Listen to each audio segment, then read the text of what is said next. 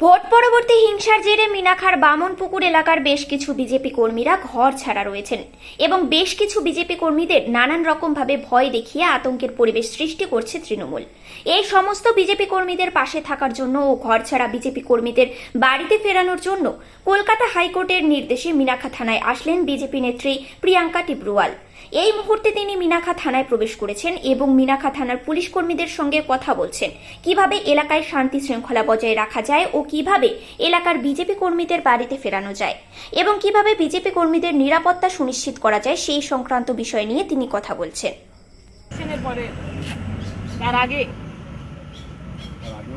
ঠিক আছে।